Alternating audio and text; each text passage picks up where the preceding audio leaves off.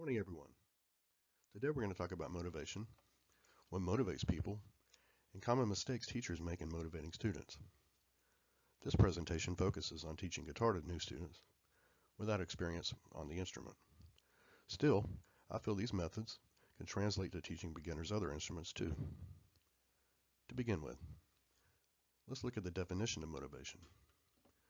According to Oxford's Advanced Learner's Dictionary, motivation is defined as the reason why someone does something or behaves in a particular way. This definition is straightforward enough and opens the door for a million variables within motivation. We'll explore a few of these and offer solutions for unmotivated students. To begin with, let's look at some of the reasons why people want to learn the guitar, or any other instrument for that matter, in the first place. The reasons are varied, but among the most popular reasons are for self-expression and creativity. Many people have a creative spark within them, and their interest in playing an instrument is sometimes hindered by the assumption that they won't be able to master it. This is an excellent opportunity for an accomplished teacher to demonstrate an understanding of the learning process necessary for the undertaking. Another reason people want to learn an instrument is for stress relief and relaxation. Playing music has been shown to have a calming influence on people, and it's particularly rewarding when one can create their own music. Next is social connection. People are naturally very social, and learning an instrument is an excellent opportunity to meet new people and create music with them. Another reason for learning an instrument is for personal achievement. It's rewarding to learn something new, and once that person learns their instrument of choice, they have that skill forever, which is very enjoyable. And finally, if one is determined enough, one can endeavor to become proficient enough to become professional, which is the ultimate goal for some. Those who entertain these aspirations typically have a performance approach, goal orientation, in that they desire recognition, are competitive, and crave achievement and success. It's rare for someone to strive to be a professional musician, but a skilled teacher can start the student on the right path.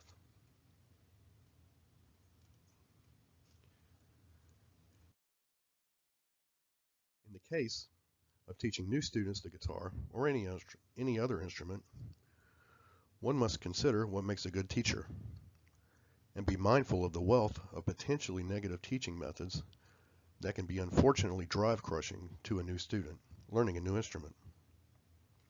Among these are an overload of information. For a student learning guitar, or any instrument for that matter, using complex technical terminology can be overwhelming, resulting in diminished enthusiasm and decreasing motivation. Another common mistake is focusing on music theory. Learning music theory is important, but because of its complex nature, beginning students often become overwhelmed with the task. Again, reducing motivation for the new student. Next, it's essential to tailor lessons for students with the understanding of what the student hopes to accomplish. If a teacher doesn't account for what the student hopes to ultimately achieve in their lessons, he or she may become unmotivated early on, thereby reducing the chance that they will learn the instrument.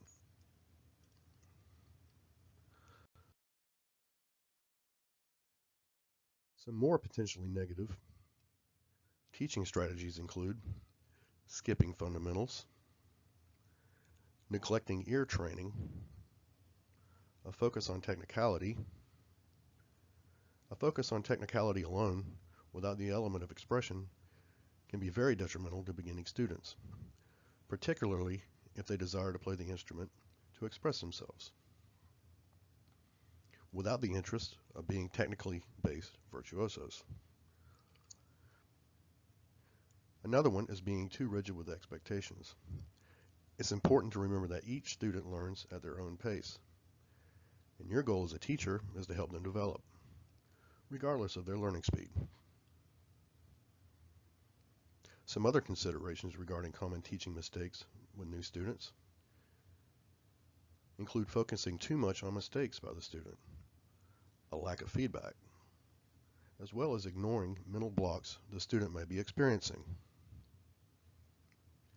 It's important to consider each student's individual needs, and listening to what he or she says about their emotional state is important in fostering a productive environment, thereby enabling the potential for success for that student in respect to their goal of learning their instrument of choice.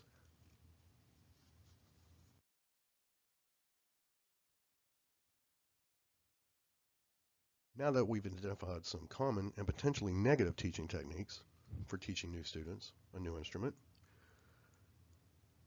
let's consider some teaching methods that will most likely be beneficial to a new student's development in their ultimate goal of learning their instrument of choice. Again, it's important to remember that all students are different in their goals and learning approaches, but these 4 strategies are more often than not conducive to learning in respect to new students learning their instrument. Learning the guitar, or any other instrument for that matter, by an absolute beginner can be an intimidating task for the student, despite their desire to learn. Because of this, it's of great importance for the teacher of that student to set short incremental goals. The concept of setting short, achievable goals can be attributed to Dr. Edwin A. Locke, who developed the goal setting theory, which highlights the importance of setting clear, specific, and challenging goals to improve performance. In respect to setting clear, specific, and challenging goals to beginning guitar students, accomplishments such as learning a simple chord, learning a strumming pattern,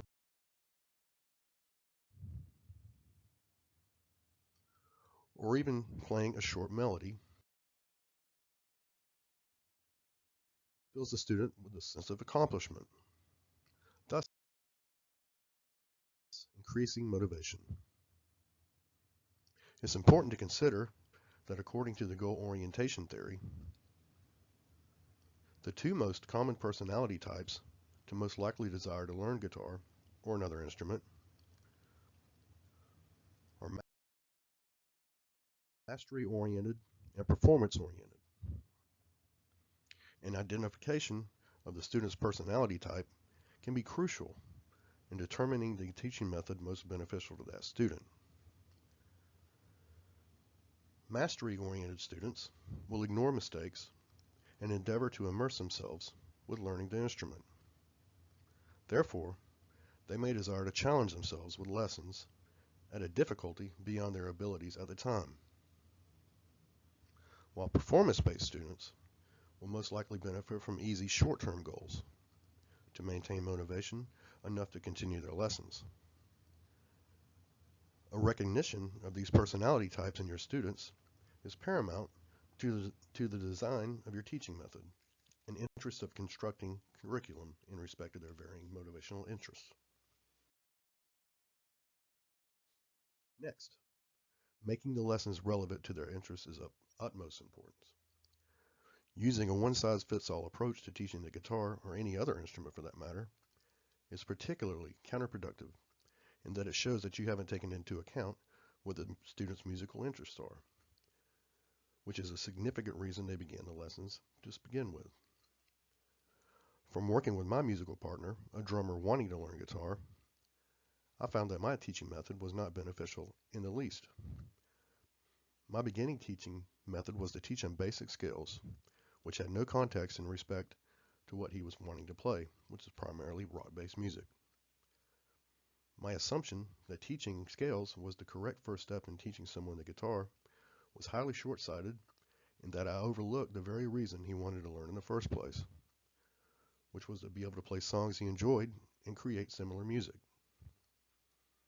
After noticing that he wasn't progressing, I adjusted my teaching method to teach him bar chords, which he could play up and down the neck of the guitar using the same basic 2 fingerings, letting him develop his ear in relation to the notes. That adjustment was profound in its implications in that he began to immerse himself in playing immediately.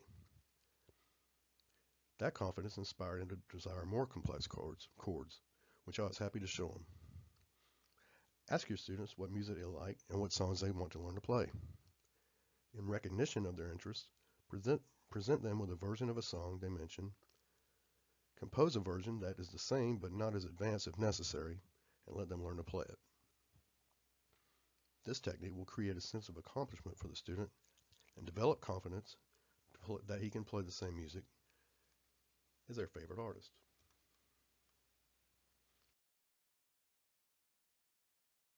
Now that you've made a point to set short, achievable goals, as well as have taken into account the musical taste of your students, it's necessary to make sure to provide a positive and supportive learning environment for the student. As beginning students embark on the journey of learning a new instrument, depending on their personality type, it's essential to recognize the fact that many students will become frustrated with the challenge. By being a supportive teacher and not overemphasizing mistakes, but pointing out progress made by the student, their self-confidence will be lifted, and the overall enthusiasm for the student will be maintained, as their ego won't be diminished. Celebrate small victories by the student, such as a smooth transition between 2 chords, or an advancement in a strumming pattern. Beginning students are typically critical of themselves, and providing positive feedback can be extremely beneficial when navigating the fragile waters of ego. I've found that typically students are aware of their limitations at a given point in time regarding their playing, so providing an honest but positive approach to their playing is most beneficial.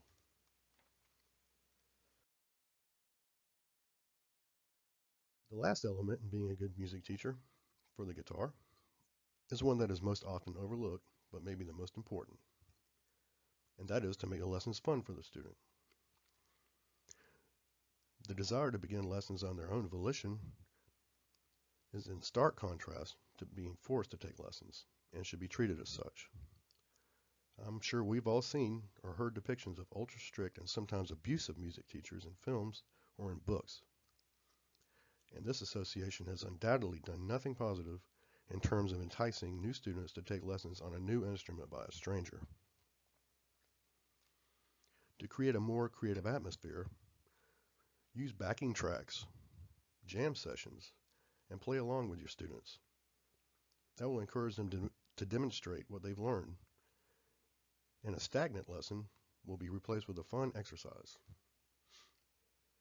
Indeed, in our digital age, the concept of taking face-to-face lessons with someone to learn an instrument is quickly becoming replaced with lessons on YouTube, Facebook, and an almost endless variety of platforms available for any song, genre, etc.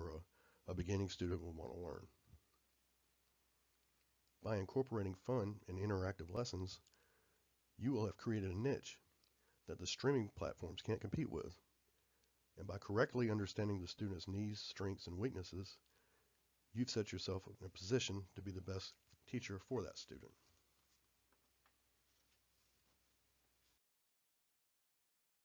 In conclusion, from completing my 2 acts of motivation reports, those being causal attribution theory and goal orientation theory, I understand the necessity to consider the task at hand from the perspective of a student, particularly in terms of what motivational behavior they have, in consideration to the level of knowledge by that student in a particular subject or skill he or she has. I've learned that using a cookie cutter approach to teaching something like the guitar to a new student is usually useless, as a student has no frame of reference for the lesson being taught. Equally important is being curious to the student and determining what their interests are, and that showing an interest in students' thoughts and motivations correlates to a receptive behavior on the part of the student, developing a working synthesis between teacher and student beyond the strict paradigm of the common teacher-student relationships. That can prove to be dynamic and motivating to the student and that their interests are taken into consideration. As always, special consideration should be given to students of all abilities, and a cohesive plan should be developed in terms of teaching for each student of varying aptitudes. Regarding teaching guitar, these measures can be taken by expediting or decelerating certain aspects of particular lesson content, including removing or adding some lesson variables, depending on the specific student. Overall, this experience has taught me that motivation is a very complex human behavior, and understanding one's motivational genesis is paramount to developing a curricular apparatus regarding teaching that person. As the goal orientation theory points out, one's ambition towards a goal can be somewhat predetermined by their psychological makeup. An understanding of one's motivations for those concepts broadly indicates what to add and to eliminate to meet those conditions. I look to use the knowledge gained from this class in my future endeavors as a media specialist and a guitar teacher. And again, I implore you all to use the methods of teaching an instrument I laid out today. Those being setting achievable incremental goals, making the lessons relevant to the student's interests, creating a warm and nurturing environment, and as always, making the lessons fun. Thank you all for listening.